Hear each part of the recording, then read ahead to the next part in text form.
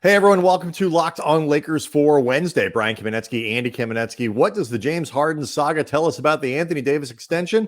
And is this whole thing more or less tense than Kobe's big trade demand all those years ago? Coming up next.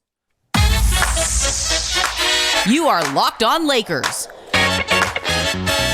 your daily Los Angeles Lakers podcast. Part of the Locked On Podcast Network, your team every day.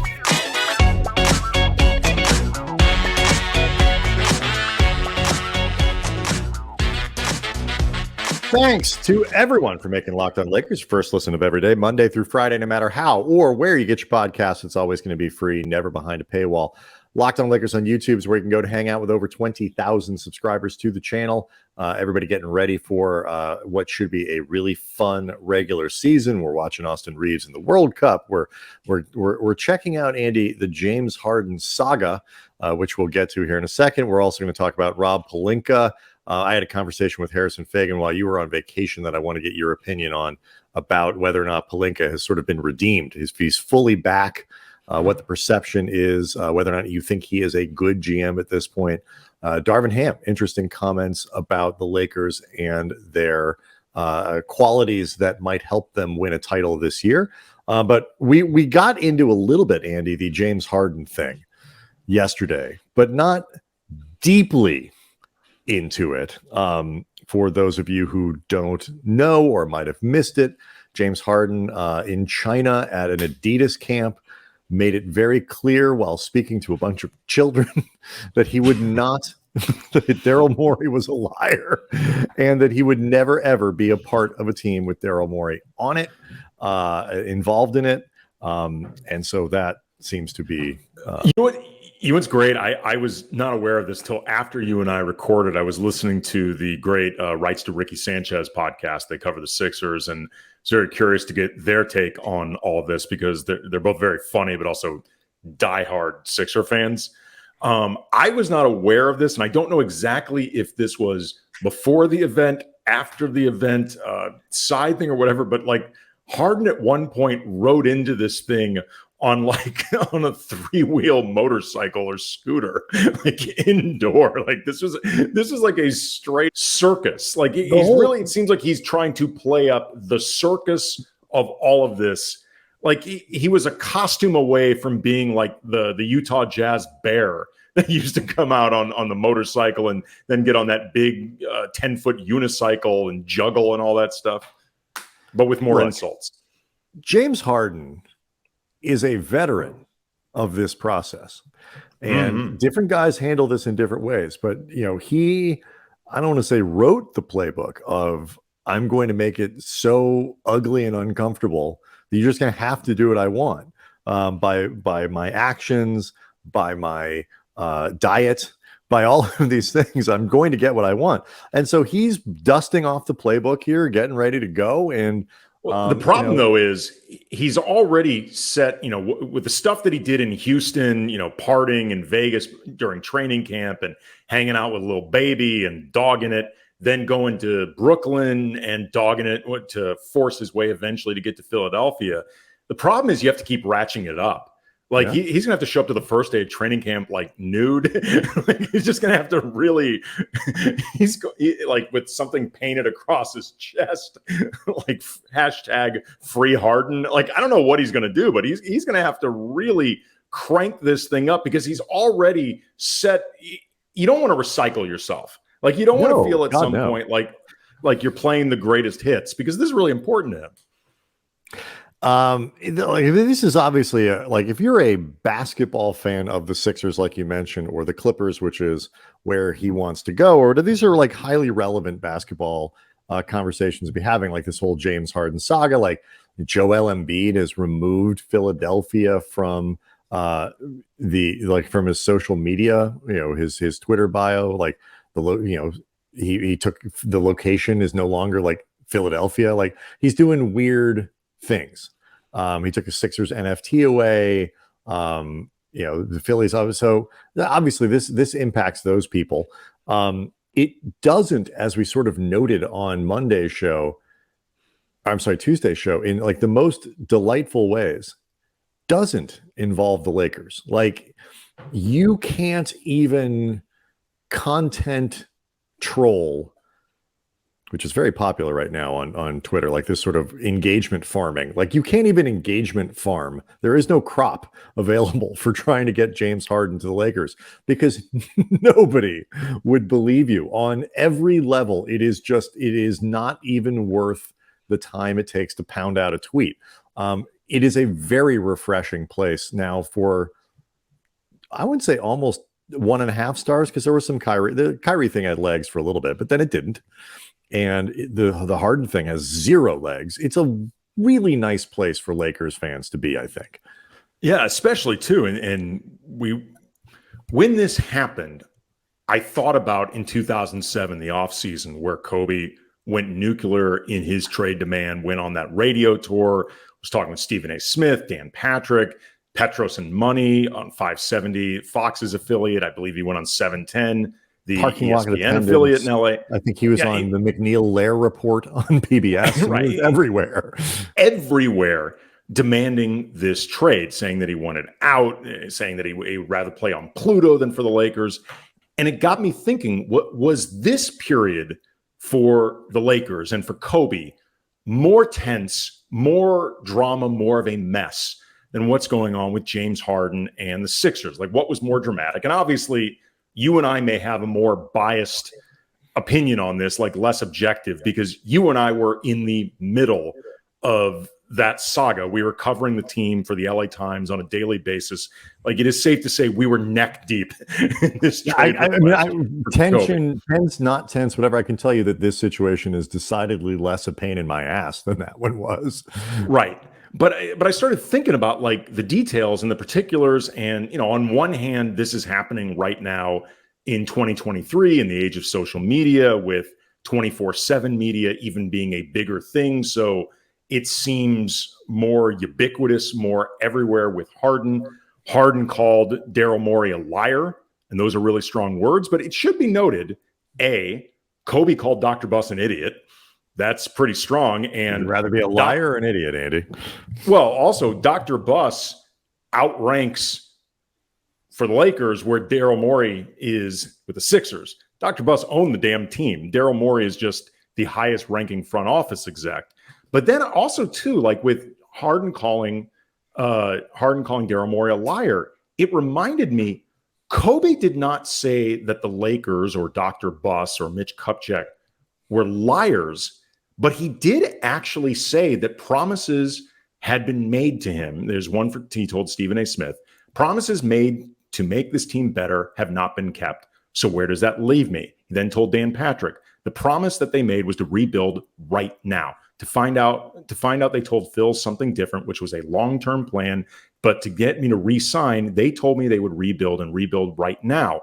Then also, too, Brian, I've forgotten about this. There was also some report in the LA Times, I believe by Mark Heisler, that somebody that Heisler just said, a Laker insider, said that Kobe was to blame for the Kobe Shaq team breaking up, Shaq being out of town, getting traded to the Heat, that this was all Kobe's fault, Kobe's doing. And Kobe was furious about this. And there was all this speculation about who the insider was. Remember, everyone's trying to figure out who would be the insider, who would phrase it like this. So we had a lot of fun with that. This was incredibly dramatic. And then there was that question about whether or not Kobe would actually show up to training camp, because Rick Bucher had reported that Kobe was willing to sit out the entire season if need be. He was under contract for a couple years, but he was going to sit out this season. He would never put on a Laker uni again. And I remember when we were at Media Day at the old facility where players would come out from the back, and we were also able to be closer to this entrance/exit that they would come and go from.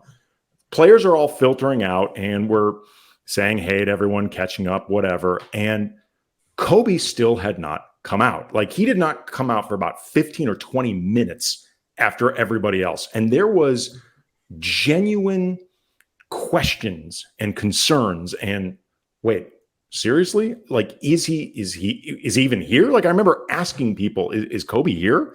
And like Laker officials, no, not sure. At one point, I'm talking with Kwame, and you and I really liked Kwame when we covered him. We got along really well with him. just catching up with him. Kwame actually asked me, do you know if he's coming? I'm like, dude, I'm not on the team. You're on the team.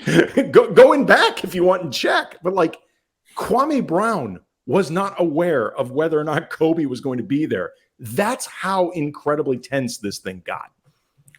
Yeah. I have an answer as to which is more intense, which is the bigger deal. And also, I mentioned in the open, I think some of the stuff, the questions we're talking about here are directly related to what the decision-making process the Lakers went in with Anthony Davis and the extension that he just signed. So all of that coming up next. Locked on Lakers is brought to you by FanDuel, and football season is about to kick off. FanDuel is giving you a chance to win all season long because right now, when you bet on a Super Bowl winner, you can get bonus bets every time they win in the regular season. Just pick any team to win the Super Bowl, and you will get bonus bets for every victory, and you can use those bonus bets on spreads, player props, over-unders, whole lot more. The Chiefs right now, 6-1 odds to repeat as champs. The Chargers, for you locals who follow the NFL, 21-1 to win the Super Bowl, which I think is actually decent odds. The Raiders currently getting 75-1. I would not use them as my bonus bets team. Visit FanDuel.com/lockedon, just my unprofessional opinion. Start earning bonus bets with America's #1 sportsbook. That's FanDuel.com/lockedon.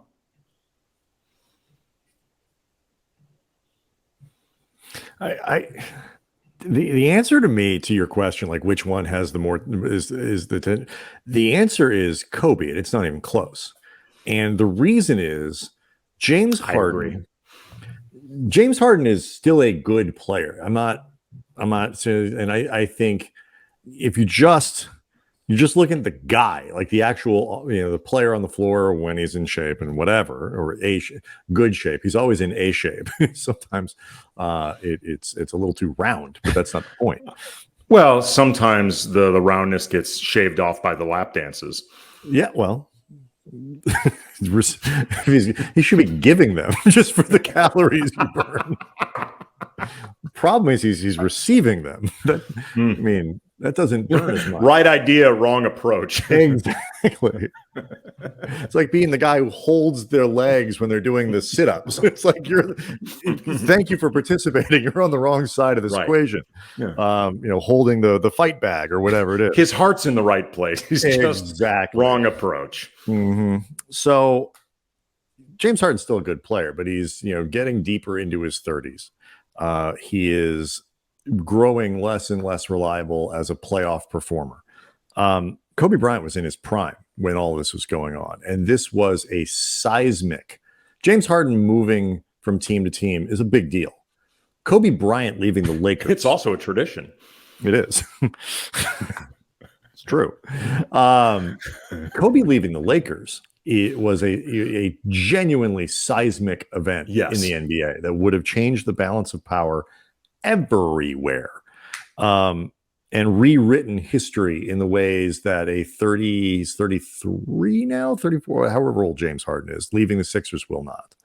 Yeah, even if you take into account Harden's exit could potentially affect Joel Embiid's exit, which would obviously reshape the Sixers entirely, they still haven't done as much as Kobe did with the Lakers. Like, I agree with you. It's Kobe and the Lakers, and it's frankly not even close.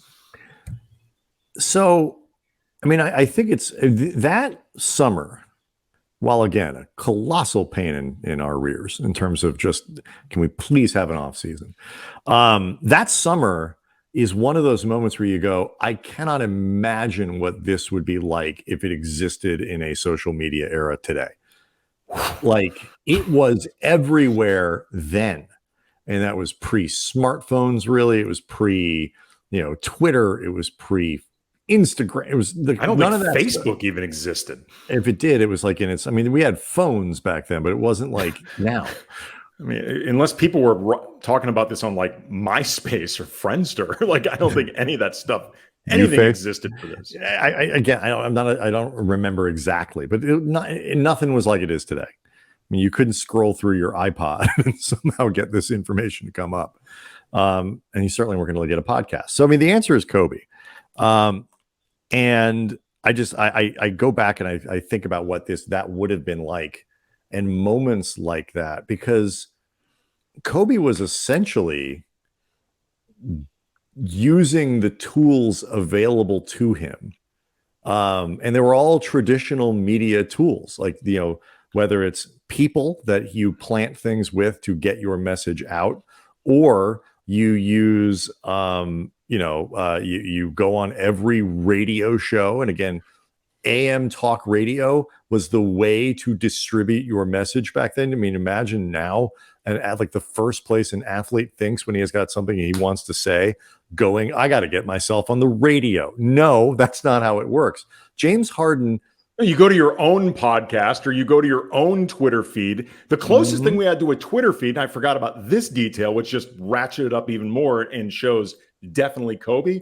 Kobe also was caught in a parking lot by a few randos who recorded it on a cell phone video saying that you needed to ship Andrew Bynum's ass to New Jersey so you could bring Jason Kidd in. Like, at least James Harden wasn't naming names on his way out. No, but the difference is between those eras is like Kobe didn't know he was being taped. No, like that was not something Kobe did purposefully. No. He's so, I mean, I find it then and now, it was so epic and peak Kobe that he is, he's Kobe freaking Bryant unloading to some dude in a parking lot. He's so angry. This is not an executive. It's not a reporter. It is a guy like getting groceries. Like, it is the original, sir. This is a Wendy's. Like, it's like it is so Kobe. You're coming back. You're walking to your car, and it's like, oh, hey, it's Kobe, and you suddenly find yourself in that conversation with him. Ship his ass out. Get me Jason Kidd and all that. And you're like, that was unexpected. It was, but like, and it was in some ways, it was sort of a precursor to the environment we live in now. The difference is everyone now assumes they're being taped or tapes things on purpose. Or in the case of James Harden, when you get up in front of your camp in China, again, I'm not 100% convinced that the campers even understood everything that he was talking about. Oh, I think they did. I don't know if they did or they didn't, or if they needed translation or what was translated or not. I don't know how. I don't know if those were a bunch of native English speakers. But the point is, it doesn't matter, because when Harden stood up in front of those kids, in front of those camp, and said what he said, it was with the full knowledge and the intention of that clip getting pushed back to the States, getting pushed back everywhere, and being viral in an hour. There was no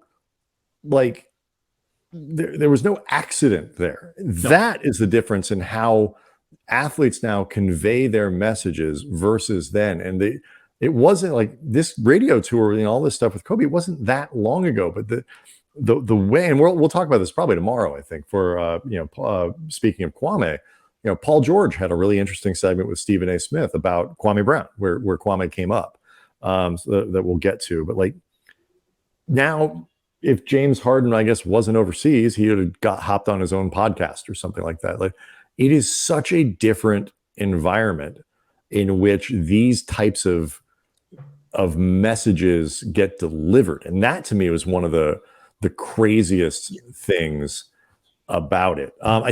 We still haven't talked about the Anthony Davis part, which I want to get to. I do want to remind people that today's episode is brought to you by FanDuel Sportsbook, the official sportsbook of Locked On. Make every moment more. Visit FanDuel.com/LockedOn today to get started. We'll see if we have enough time for Pelinka and Darvin Ham's comments. But hey, Andy, if some of those things have to wait until later in the week, that's okay. We'll get to all of it next.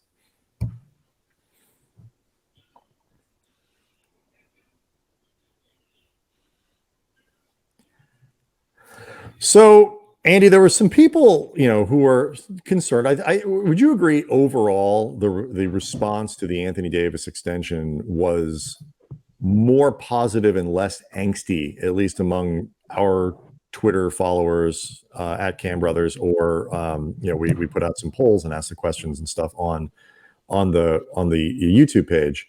the show page. It was more enthusiastic, less angsty than I anticipated. Would you agree? Yeah. Yeah. I would say the reception, very unscientific accounting of all of it would be about 75 in favor, 25, somewhere between disliking it and just too nervous to be able to enjoy it. Right, which is pretty good. So, when you talk about people like ultimately support it, you're talking about 85% of Lakers fans. That's a pretty big percentage. So one of the things that I said, it's like, look, Anthony Davis is an injury risk and everyone knows it. As he gets later into his 30s, that is only going to intensify.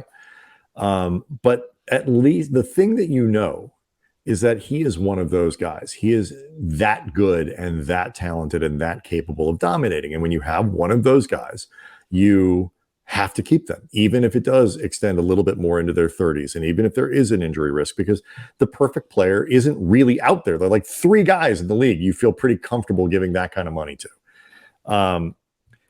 Harden, for me, really encapsulates that, because part of the problem with Harden is he isn't that guy anymore in a couple ways. From a performance standpoint, you can't rely on him in the playoffs when you need to. And from a cultural standpoint, you can't rely on him because he does this every freaking year now.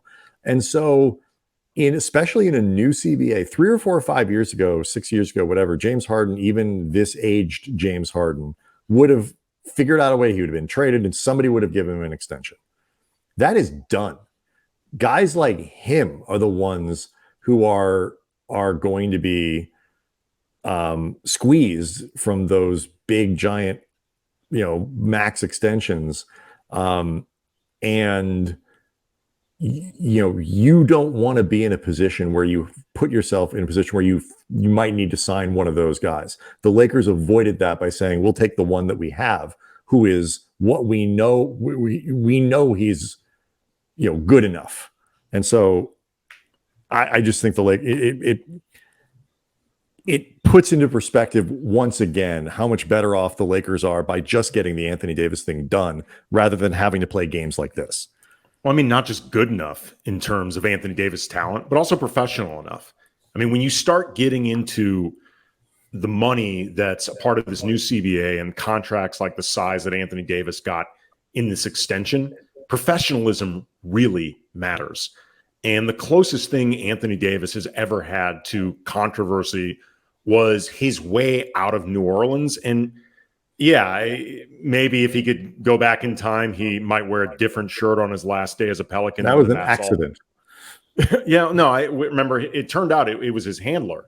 It was the handler in charge of his clothes, just lays out his clothes every day because Anthony Davis at, age 25, I guess, wasn't capable of dressing himself without an assistant. He didn't even realize that it was a That's All Folks shirt until he was wearing it. At that point, what are you going to do? I mean, he's not Kyle Kuzma. He can't run around without a shirt. Big sweater. Yeah. But at the same time, though, the Pelicans did some things to antagonize that as well. Remember, there was one point they weren't playing him, and it was pretty well reported he wanted to be out there playing. And the Pelicans have not always been a particularly well-run organization either. Oh, yeah, but particularly then. But that aside, AD has had no controversy in his career at all. He is a fairly low-maintenance guy, I think, as far as superstars go. Maybe there have been questions about, the fire burning bright and hot enough, inside him, that sort of thing. But I think it's pretty safe to say everybody thinks he works pretty hard. Everybody thinks he cares about winning. He shows up. The same thing you said about Westbrook yesterday. Say what you want about Westbrook. He shows up. Anthony Davis shows up. Right.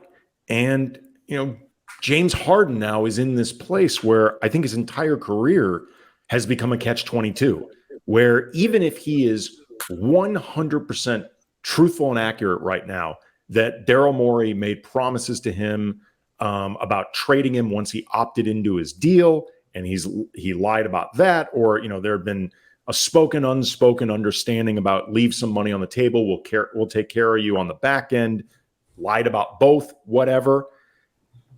it doesn't matter because he's the boy who cried wolf. And at this point, he's created so many messes. Nobody's going to care if it's the mess this time around that he didn't actually create. He's also, as you noted, he's the type of player that you would trade for either because you think he could be the final piece that pushes you over the top for a championship, or you think he could be part of creating a championship culture. And as you noted, he's a terrible culture guy and he has a terrible playoff record. So it's like at this point, figuring out what you do with James Harden, even in and of itself, is difficult. And he really has nobody to blame but himself. What I think is happening here, and this is one of those trends that I think is going to stick a little bit going forward, is, it's one thing. Damian Lillard, for example, is still a really productive player and a really good culture guy. Now, trading him only to the Miami Heat is difficult, and it may or may not work, and it will get messy to some degree, because when you ask out, it is impossible to do that in a super clean way where there is no ugliness at all. Again, Anthony Davis found out the same thing. What Harden is running into is and Kyrie, I think, ran into this a little bit too. And I just don't think guys necessarily have adjusted their mindsets in this. Like the players at that level who have been at that level, I don't think some of them have adjusted to this idea that the answer isn't always going to be yes. Because we went through a long stretch of time, and this is related to the Darvin Ham stuff, which I guess we'll get to later in the week, about title talent and title depth. The answer was the league was so preoccupied with big threes, get your stars, put as many of them as you can on the team at the same time, and figure out the rest later. Star talent will carry the day or whatever, that it didn't matter. If you had a guy who was close and you thought you could get that title or put you in the window or make you relevant or whatever, you did what needed to be done to get that guy. You always said yes. And even if they were on the downside of their career a little bit, you still kind of said yes, because you could squeeze just a little bit more out of them and then, figure it out later. Kyrie got a soft no. And Harden's basically getting a hard no. And that is going to be, I think, the trend that kind of goes forward, with some exception. The Phoenix Suns and stuff like that went, the Bradley Beal route and all that. But I just think more and more of these guys, as they get older, if they lose either the talent or the culture, and certainly both, they are not going to find the options that they once had. Well, at the very least, what they're not going to have happen is they get what they want right away. They get it right now. Like, ultimately, Dame Lillard may end up in Miami, and I just want to emphasize what you said as well. Lillard's reputation has been impeccable in the NBA. To me, this does not change the way I see Lillard as far as leadership, as far as accountability, anything like that. I think he has been nothing short. I mean, he has a reputation as one of, if not the best leader in the league. I think he's up there with LeBron. He's up there with Steph. He's up there with the guys that you really think about that way. Mm-hmm. He just wants out, and he's being inflexible about where to go, but he's arguably earned the right to be this inflexible. And it's also August, so it's like there's still time to try to do it in that way.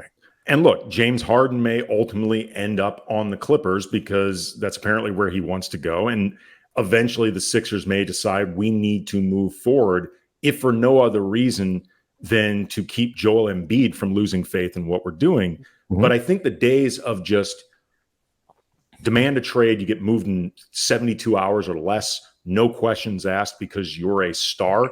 And by the way, the receiving team will say, we'll take him. No questions asked. We don't care because he's a star. And those days may be over. Multiple teams. I think that's the other thing too, is let's say the Sixers like, sure, we'll open it up. And the Blazers were like, sure, we'll open it. Lillard was like, sure, we'll open it up. Multiple teams would be like, oh, well, we could get Damian Lillard. Let's see. Let's make that call. Let's see what we can do here. And give up real stuff to get him. How many teams, Andy, do you really think if Harden says, you know what, it doesn't have to just be the Clippers, Daryl Morey, find me somewhere to go? How many teams do you think would offer anything of real value for James Harden? I don't think many. I don't think many either. He's such a specific player who is not a culture guy. And again, the whole reason you would have him is for the playoffs. And he does not have a playoff track record. Well, I mean, he does. It's bad. I guess he does not have a track record of coming through in the playoffs. If anything, he has a track record of just bringing down a team in the playoffs. Like Lillard, I think if it opened up, there would be some reticence when it comes to the price tag. And, he's in his early 30s at this point. Like that contract is not going to age well. But Dame is still a guy that if you are a championship caliber team, you want him around. And that dude is nails in the playoffs. He's really good. Yes, he has some limitations, but you have no fear about adding Damian Lillard to your championship caliber team. I think it depends on who you're talking about. Yeah. It's a fascinating moment, I think, for the NBA.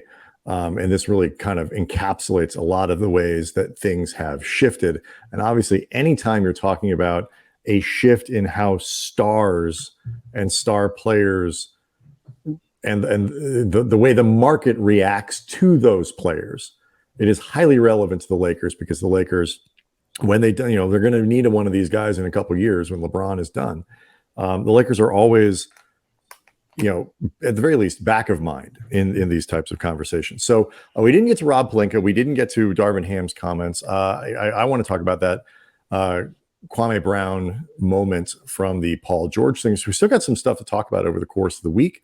Locked On Lakers on YouTube is where you can go to hang out, be part of the show, leave us questions, leave us comments, mailbag type stuff. We do check every day. If there are questions in there, we look every day to see if there's something we can use on the show. So please leave that stuff there. And we will see everybody next time.